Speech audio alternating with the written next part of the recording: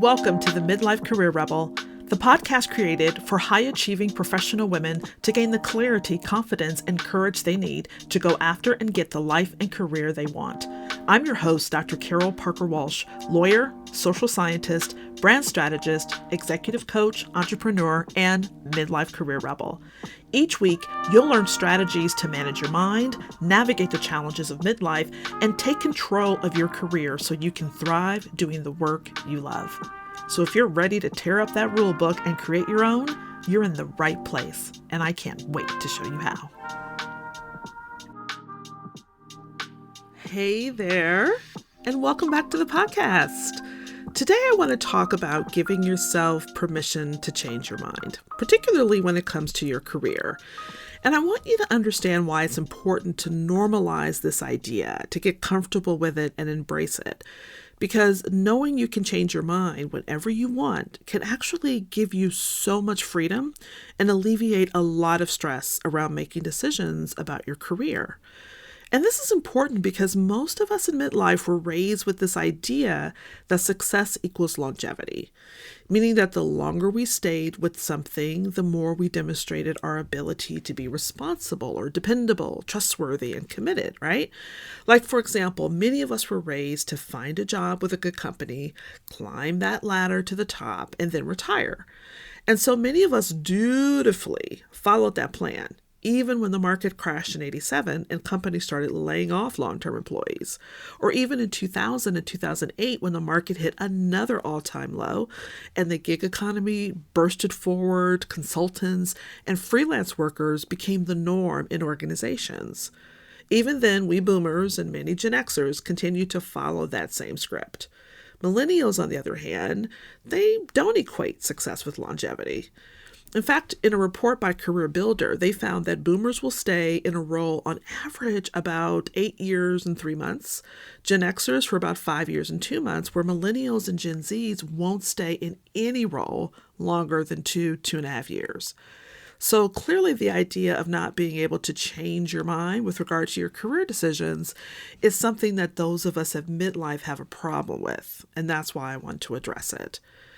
We've been conditioned to this idea of staying put and not changing our minds, really since childhood, if you think about it.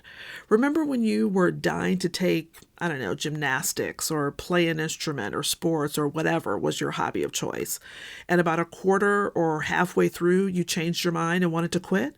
It wasn't an option, right? You were told that you had to stick with it, that you couldn't quit, that frankly, it didn't matter if you didn't like it anymore or weren't happy, because once you start something, you have to see it through, right? How many heard that? You didn't want to be labeled a quitter or be seen as a failure or deal with other people's ideas or thoughts of you if you decided to change your mind. So we learned to kind of suck it up and stay put. Hell, it wasn't even acceptable for you to just change your mind unless you had a really good reason. And honestly, was there ever a good reason?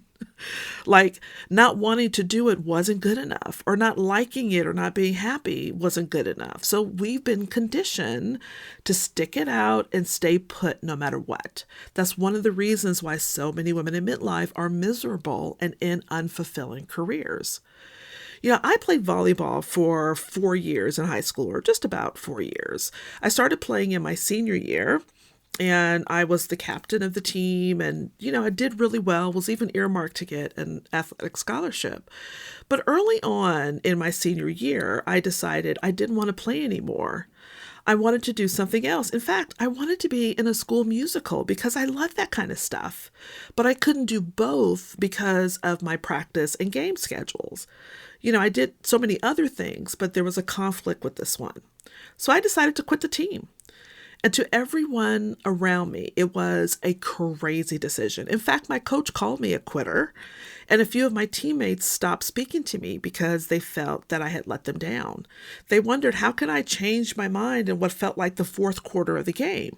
But it made sense to me. And in truth, that's all that really mattered.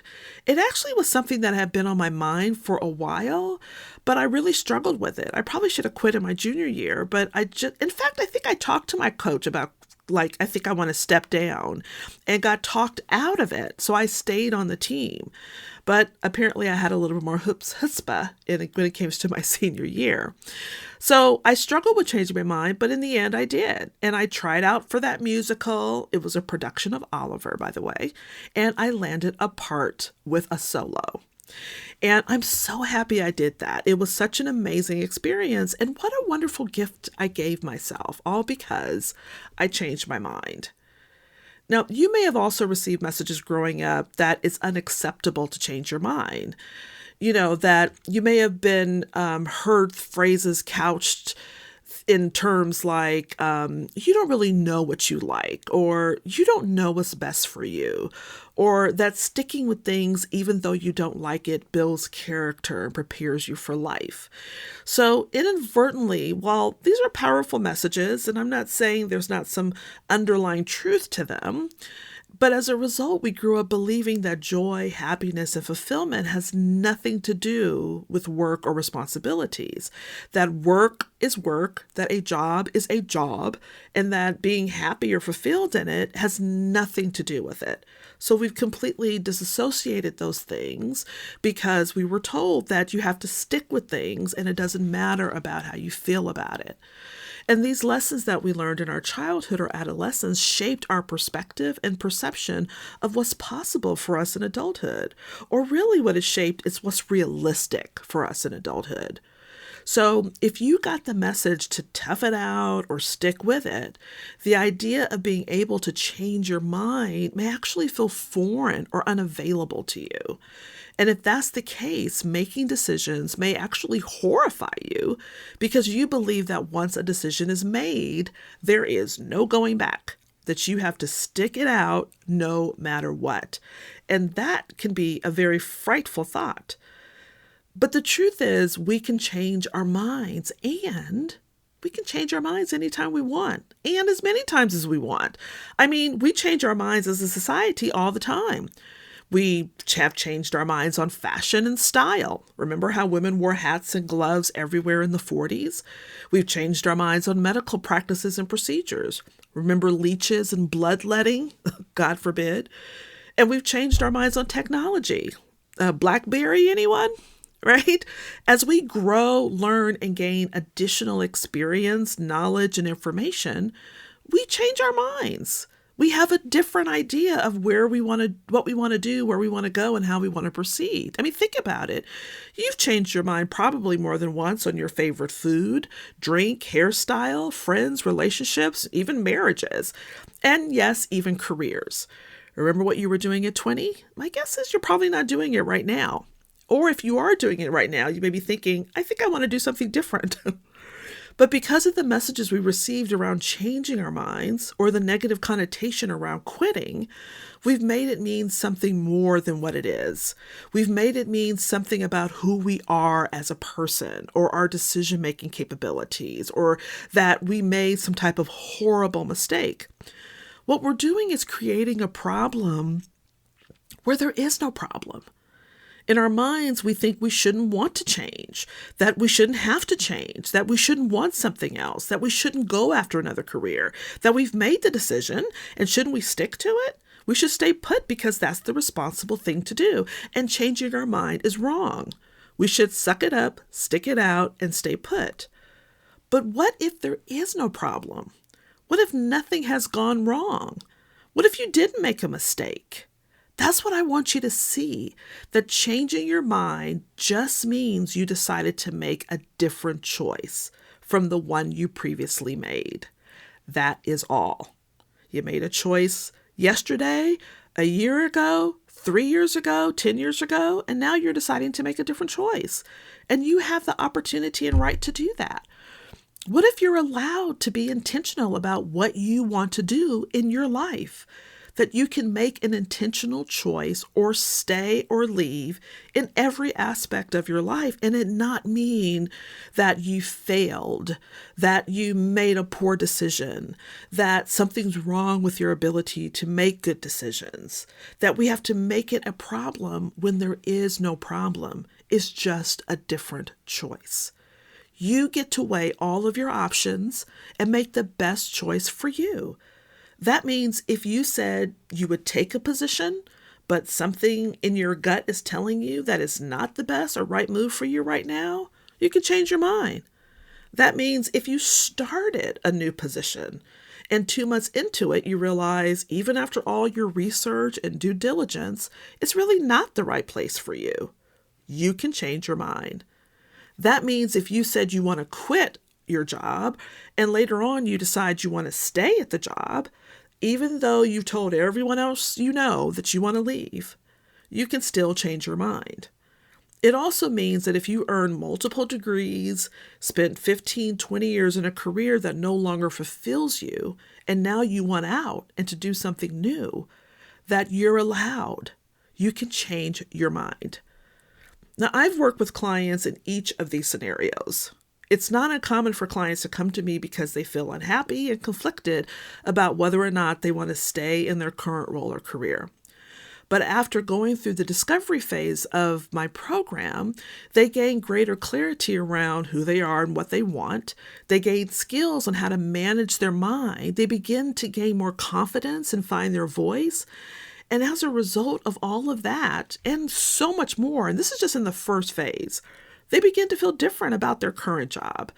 They start to show up differently and they start to get treated differently. And then they decide to change their minds and stay where they are. Or they may have thought, I think I want to start a new business. But in the process of thinking about that new business and putting things together, a recruiter calls them with an incredible offer. And again, after learning more about who they are and the vision they have for their lives, they decide to change their minds and not start their business, but to pursue the offer. And that's okay. Now, what's interesting to me is that sometimes when that happens, I watch my clients get filled with shame or guilt about coming to me with one idea of where they thought they wanted to go, but are deciding to now change their minds. And then they start to wonder if they're settling or letting fear take over. They're trying to make a problem. They're looking for a problem when there really is no problem. The truth is they gain more knowledge, they change their mind. They realize that after gaining a deeper understanding of self and learning new strategies and tools about how to manage their mind, that maybe it wasn't the job or the career that was the problem. Maybe it was the way they were thinking about it. That once they learned to manage their stress, anxiety, to stop feeling like a victim or start owning their own agency, that where they were currently wasn't really as bad as they thought it was. In fact, one of my clients went from wanting to quit her job, she was ready to walk out the door, to getting a 6-figure retention bonus, all because she got clear on what she wanted and she changed her mind. Now, my program is called the Career Rebel Academy, which you've heard me talk about. And some women read into that it means that they have to do something radical or they have to change careers to be a part of the program. But what I tell women, what the Career Rebel Academy is all about, is about you finding clarity around the career and life you want, to overcome any of the limiting beliefs that will keep you from having a career and life you love. And if that means discovering something new and making a pivot or transition, then great, that's fabulous. But that can also mean staying put or remaining on your current career path. That's equally great and fabulous. The key is having the clarity to make career decisions that are right for you. And guess what? If you decide to stay and then in 6 months you change your mind and decide that now's the time to leave, that's okay too.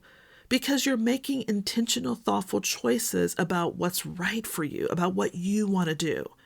As I say, really, it's about putting you in the driver's seat of your life and career. The more you can allow yourself the freedom to experiment, try new things, grow, learn, and gain awareness, and change your mind as a result, the less stressful you'll be about exploring different options and making choices and decisions.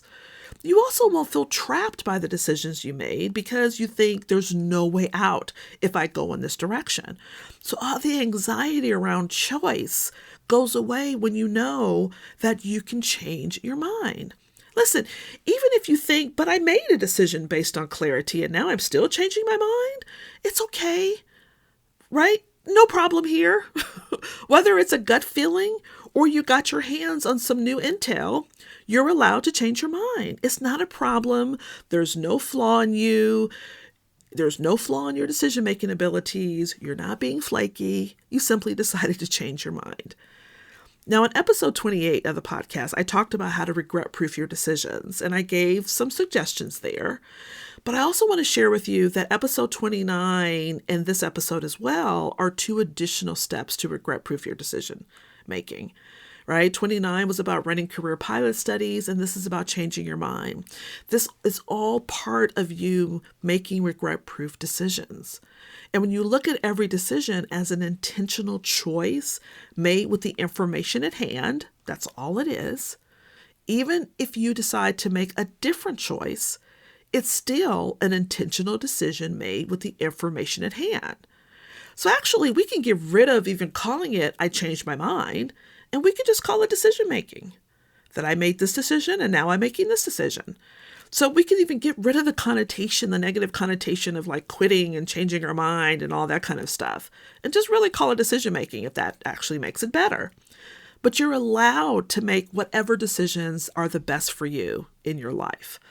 So whether it's deciding to change your outfit for an event or change your decision about a recent career choice, there's nothing wrong. As I said, you're not being flaky. It's all okay. It's all your choice. While there may be some uneasiness and discomfort, will there be? Probably. But that's just because your brain is bringing up all those old messages about changing your mind and quitting being bad. So don't be alarmed if that happens. But it's also the possibility that by making the choice to do something different, that you're closing out one chapter and embarking on something new. And it's okay if there's some sadness or grief around letting go of something that has served you well. And look at it that way. Look at if you're moving away from something that is not a horrible experience, but it actually is something that has served you and has given you great information and knowledge to know what to do different as you move forward. In fact, I think I'm going to do an episode about embracing discomfort because it's something I'm constantly learning about myself. I'm learning how to do it and embrace it as I continue to grow and develop. The more I see it as it was supposed to happen and it's a natural part of my journey, as opposed to it being some horrible thing that I need to kind of get through or having a why me kind of attitude, the better I'm able to level up my life, to experience more joy, to be open to even greater opportunities. And I want to share that with you. I want to share how shifting that perspective on discomfort can really open you up to so much more and change your life.